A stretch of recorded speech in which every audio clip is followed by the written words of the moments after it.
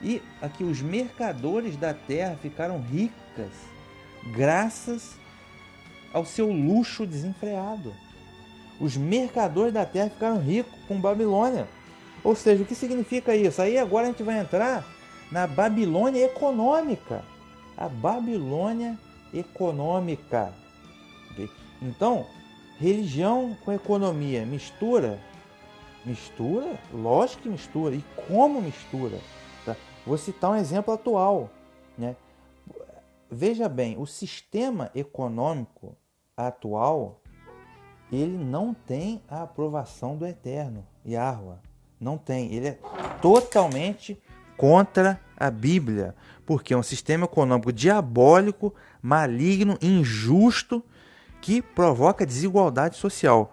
Você tem 0,5% que vive no luxo. 0,5%. E você tem 99% que vive na pobreza. Tá? E uma grande parte que vive na miséria. Tá? Então você tem bilhões de pessoas, hoje a nível mundial, que vivem abaixo da linha da pobreza. Né? Vive na miséria. E você tem uma minúscula minoria ali, que são os grandes ricos, grandes banqueiros e grandes corporações. Tá? Então você tem um sistema que ele incentiva você a acumular riqueza. Tá? Acumular riqueza. E o sistema cria desigualdade social absurda. Né? O Brasil é um exemplo disso tudo. A África é um exemplo disso tudo. Né? É um sistema que estimula você a gastar, a consumir. Entendeu? Agora, o que a Bíblia apregoa? Né?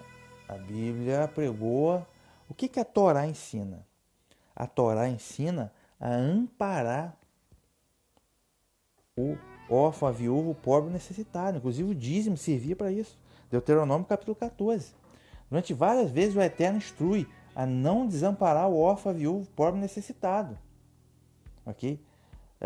A Torá ensina a não emprestar com usura, não explorar a usura. E hoje o que os bancos fazem? Eles exploram a usura de forma demoníaca. Tá? De forma demoníaca. Então, inclusive a maior parte dos banqueiros são judeus, né? Por incrível que pareça. Explorar o Goyen, eles não estão nem aí. Né?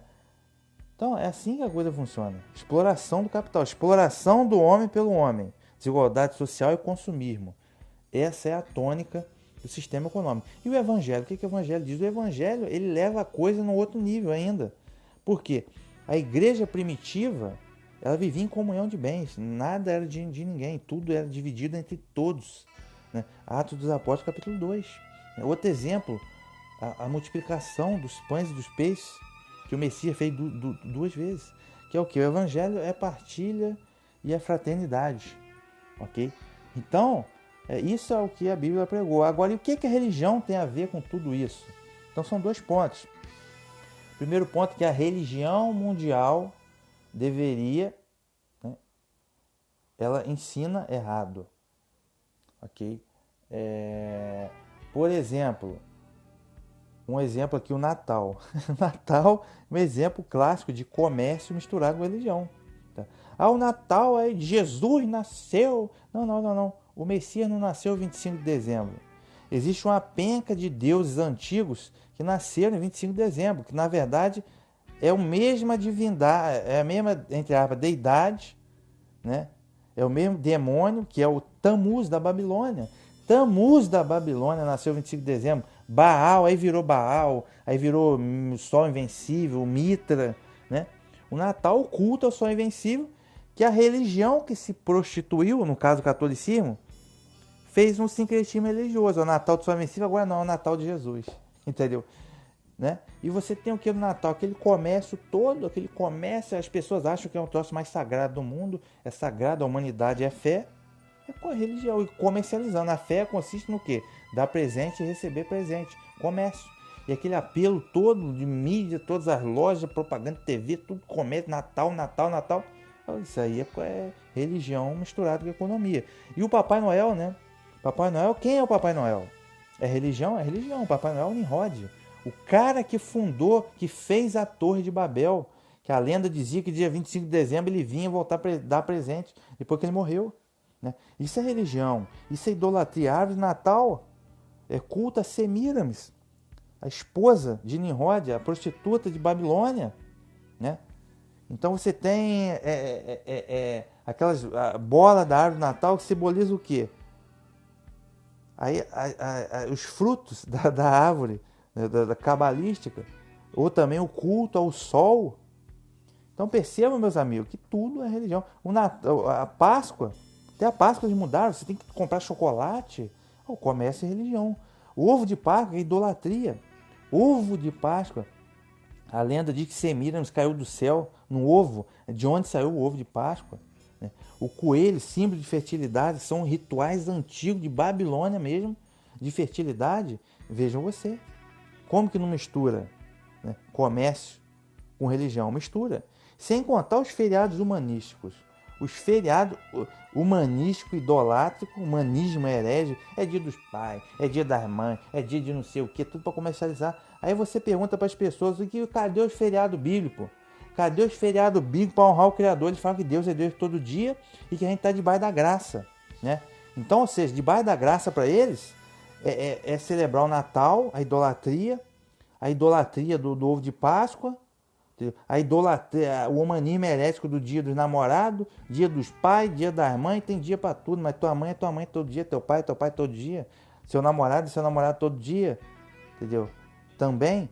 Então, ou seja, eu acho que eles estão confundindo graça com idolatria, com secretismo religioso, tá? Graça com humanismo herético, eles confundem toda hora, eles não sabem nem o que é graça, né? E o feriado bíblico para honrar o Criador, não conhece nenhum, não conhece nenhum. Essa é a grande realidade. Já vi culto da virada. Culto da virada. Ou seja, o que é o Réveillon Ano Novo? É o culto é Jano, que dá o nome ao mês de janeiro. Tá? Então, cara, e o feriado bíblico não pode. Ou seja, outra coisa também em relação a Babilônia, mercadores da terra, é o comércio de indulgência. Quantas indulgências a Igreja Católica comercializou na Idade Média, meu amigo? Ficaram ricos. Comercializando indulgência. E hoje a igreja evangélica protestante está fazendo a mesma coisa. Tudo você tem que passar um envelope. Faz isso, passa um envelope, tem campanha disso, é fogueira santa, é lenço ungido, porque você tem que comprar hoje. Você compra o milagre, você compra a salvação, você compra a bênção, tudo comprado. Entendeu? Fé não vale mais nada para eles. Entendeu? Eles estão comercializando indulgência. Isso é comércio de indulgência. Tá? Então, esses são os mercadores espirituais também. Então, percebam que existe sim um comércio. E todo esse sistema comercial diabólico que prioriza aí a exploração do homem pelo homem é contra o evangelho. Então, se você vê que são 210 milhões de brasileiros, 160, 170 milhões de cristãos, olha, tem uma coisa errada. E se houvesse 170 milhões de cristãos, eles estariam apregoando o que o Evangelho e a Torá diz, tá? Para amparar o pobre necessitado, para não explorar a usura, ok? Para viver em partilha e fraternidade. Isso efetivamente não acontece na sociedade brasileira. Ok? Milhões e milhões abaixo da linha da pobreza. Quer dizer, cadê a religião? Não está ensinando? Se os políticos são representantes do povo, mas não são cristãos, representantes dos cristãos, está tudo errado. Ou seja, essa é a Babilônia satânica, que é a Babilônia econômica, que é a exploração e desigualdade social, cara.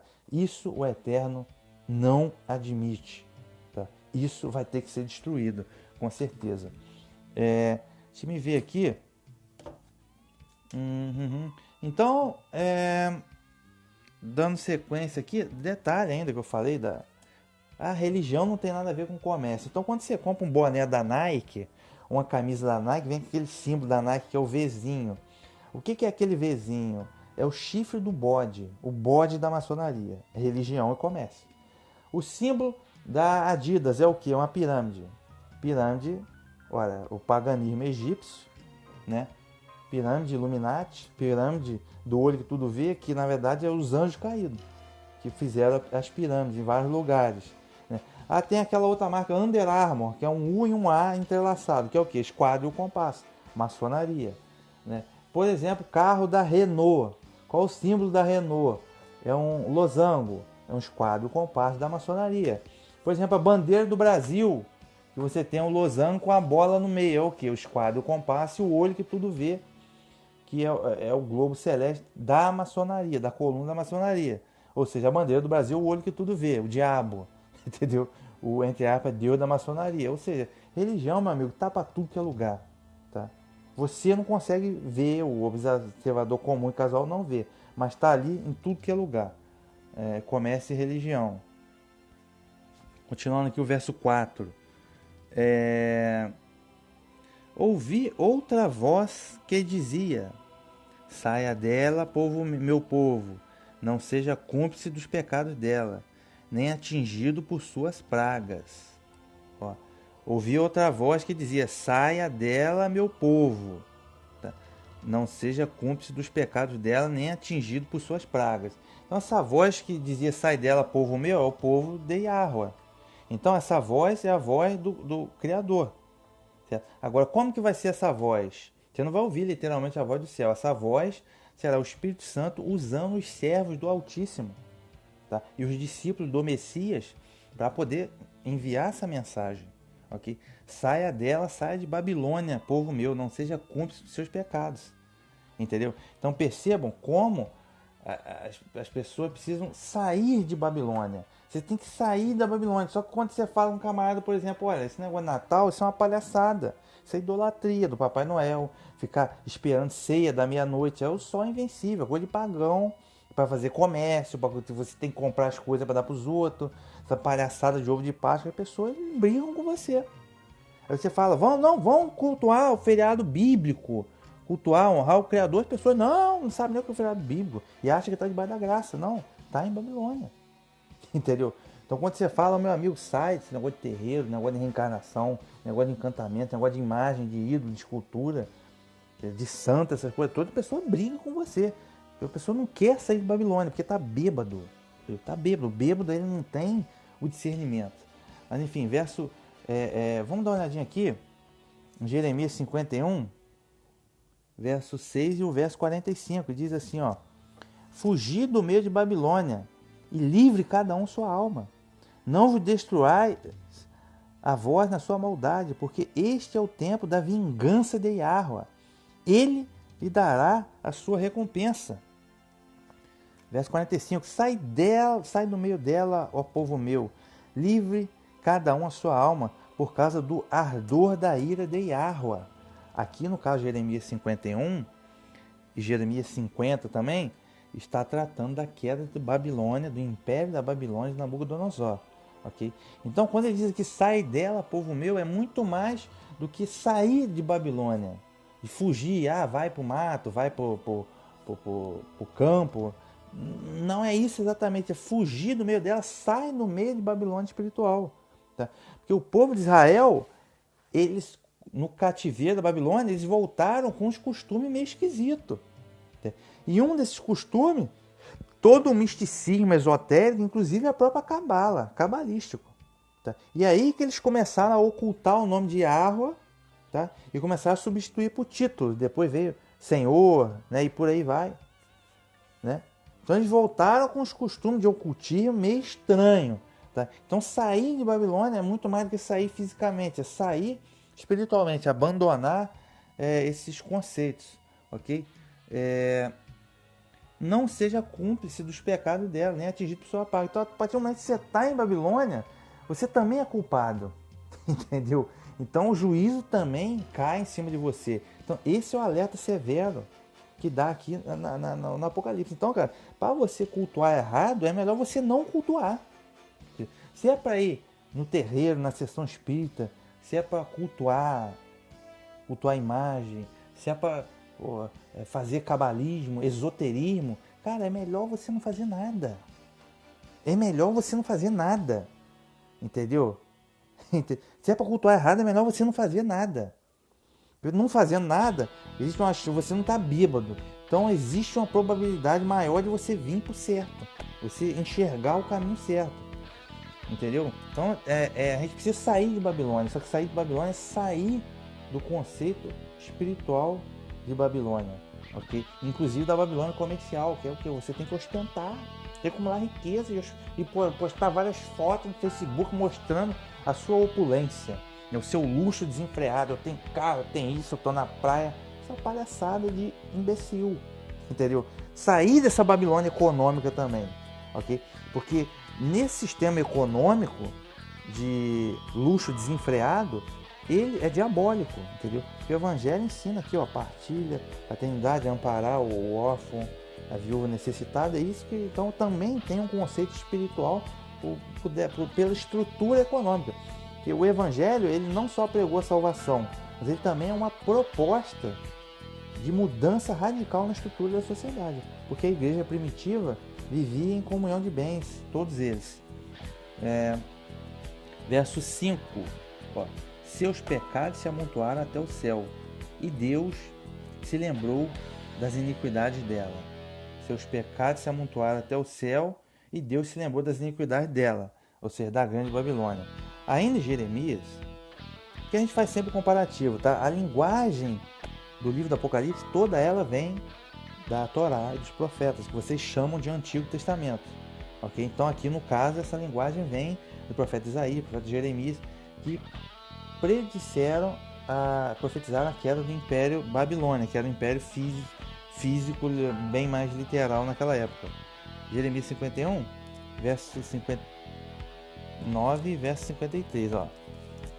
Queríamos sarar Babilônia, mas ela não sarou. Deixai-a e vá cada um para a sua terra, porque o seu juízo chegou até o céu e se elevou até as mais altas nuvens. É o juízo de Babilônia. Verso 53. Deixa eu ver aqui, ó. Ainda que Babilônia subisse aos céus e ainda que fortificasse a altura da sua fortaleza, de mim viriam destruidores sobre ela, diz Yahweh. Tá? Então, ainda que Babilônia subisse aos céus, ou seja, é engraçado que aqui parece estar fazendo uma alusão à Babilônia anterior, né, que foi a Babilônia da Torre de Babel, Gênesis capítulo 11, porque eles queriam fazer uma torre que tocasse aos céus. Aí tem muita especulação em torno disso. Uns dizem que era para ficar acima das nuvens, se houvesse outro dilúvio, né, para eles não serem destruídos. Ou outros dizem que eles queriam chegar até o céu mesmo, entendeu? Morar no céu, ou afrontar o eterno, ou fazer um Stargate, quer dizer, um portal interdimensional para estar com os demônios, né, com os anjos caídos e tal. Tem muita especulação, mas eles queriam fazer uma torre para tocar até o céu. Mas o que ele está dizendo aqui? O que na verdade foi até o céu são os pecados de Babilônia. Tá? Não só o pecado comercial, mas não só o pecado de idolatria, enfim. Os pecados todos de Babilônia subiram até o céu. E isso é que foi subir até o céu, né? Então, quando diz aqui no verso 9 de Jeremias, que o seu juízo chegou até o céu, você levou a mais alta nuvem. O que chegou ao céu não foi a Torre de Babel, mas foi os pecados de Babilônia. E tem a ver essa Babilônia hoje, Império Mundial de falsa religião hoje, tem a ver com a Babilônia lá da Torre de Babel? Tem tudo a ver, meu amigo. Porque as doutrinas que são ensinadas hoje não tem nada de novo. Tá? Culto ao sol e à lua, né? Culto aos astros, culto a vários, entre aspas, deuses, que são os anjos caídos, né?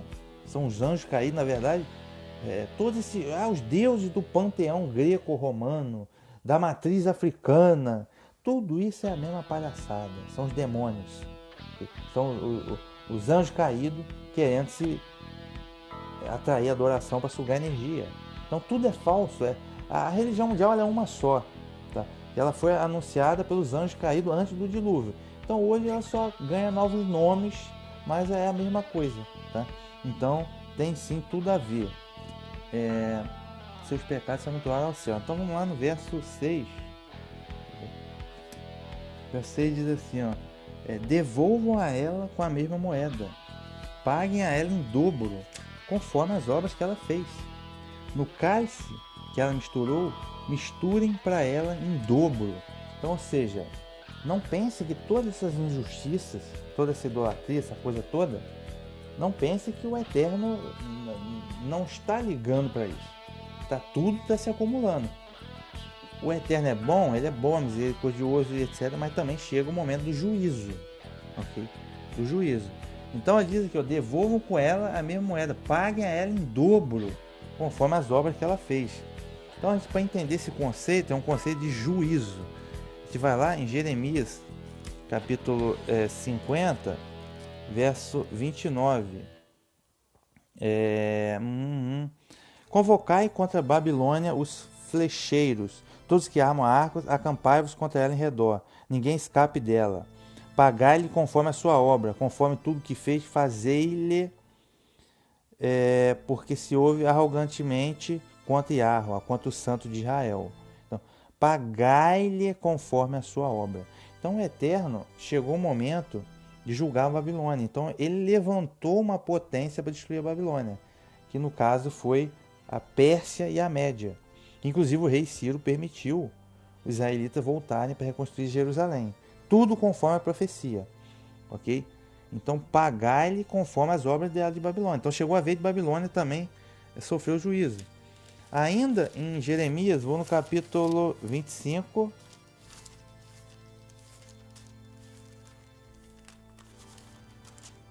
Jeremias, capítulo 25, verso 15 e 16. Diz assim, ó. Porque assim disse Yahweh, o Deus de Israel: toma da minha mão este copo do vinho do furor, e darás de beber a todas as nações aos quais eu te enviar, para que bebam e tremam e enlouqueçam por causa da espada que eu enviarei entre eles. É o que eu já expliquei, a questão do vinho da ira. Esse vinho da ira é o vinho da espada, destruição, julgamento que o Eterno manda sobre as nações. Okay? Vinho da prostituição é justamente a idolatria que Babilônia dá de beber para todas as nações, o engano do falso culto, a falsa adoração. Ainda Jeremias 16, verso 18. Jeremias 16, verso 18 diz assim: e primeiramente retribuirei em dobro a sua maldade e o seu pecado, porque profanaram a minha terra com os cadáveres das suas coisas detestáveis, e das abominações encheram a minha herança. Aqui no caso, o Jeremias está anunciando um julgamento sobre Israel, né? Que Israel prevaricou, por isso inclusive que eles foram 70 anos no cativeiro da Babilônia. Mas aqui, ó, primeiramente retribuirei em dobro a sua maldade e o seu pecado. Então, como eles prevaricaram, o Eterno retribuiu. Então, veja o conceito, retribuir em dobro, conceito de juízo do Eterno, ok? Conceito de juízo. Isaías 40, verso 2, diz assim, falai benignamente a Jerusalém, bradai-lhe que já a sua malícia é acabada, que a sua iniquidade está expiada e que já recebeu em dobro da mão de Yahweh por todos os seus pecados. Ok? Então, só que depois do juízo, o Eterno, ele é misericordioso para com seu povo. Depois do juízo, ele retorna a agraciar o seu povo. Ok? Porque o povo é infiel, mas ele é fiel. Mas aqui o que interessa é o conceito, ó. Já a sua iniquidade está expiada e que já recebeu em dobro da mão de Yahweh. Só que o povo de Yahweh, ele tem uma nova oportunidade, entendeu? Babilônia não terá. A Babilônia foi destruída, Edom foi destruído, e a Babilônia moderna vai ser destruída também, ok? Para finalizar aqui o Salmo 137, Salmo 137, verso 8, diz assim, ó, Salmo 137, verso 8, que é um salmo que já estava, que profetizou a queda de Babilônia também. Salmo diz assim, ó: ah, filha de Babilônia, que vais a ser assolada, feliz aquele que te retribuir consoante nos fizeste a nós. Quer dizer, esse salmo ilustra o quê? A tristeza de Israel por ter sido levado ao cativeiro de Babilônia, por ter sido maltratada pela Babilônia, mas chegou o momento de retribuir a Babilônia. Né? O Eterno levar o juízo sobre a Babilônia. Ah, filha de Babilônia, que vais a ser assolada, feliz aquele que te retribuir consoante o fizeste a nós. Okay? Então veja o conceito de o juízo do eterno. Chega o tempo do juízo. Tá? No cálice que ela misturou, misture para ela em dobro. Eu já fiquei o cálice da ira, okay, do juízo. Vamos aqui ao verso 7. Verso 7, ó. O tanto que se enchia de glória e de luxo, devolvam a ela agora em dor e luto. Toda cheia de si mesma, pensava, estou sentada como rainha, não sou viúva, nem jamais verei luto, né? Repetindo, o tanto que se enchia de glória e luxo, Babilônia, né? Devolvam a ela agora em dor e luto. Glória e luxo, até inclusive a gente lembra, retomando aqui ao mistério da besta histórico, que já passou na Idade Média, né? O catolicismo, como é que era luxuoso, né? Quanta riqueza, donas de tanta terra, a maior parte, a maior dona de terra na Europa na Idade Média era a Igreja Católica, né?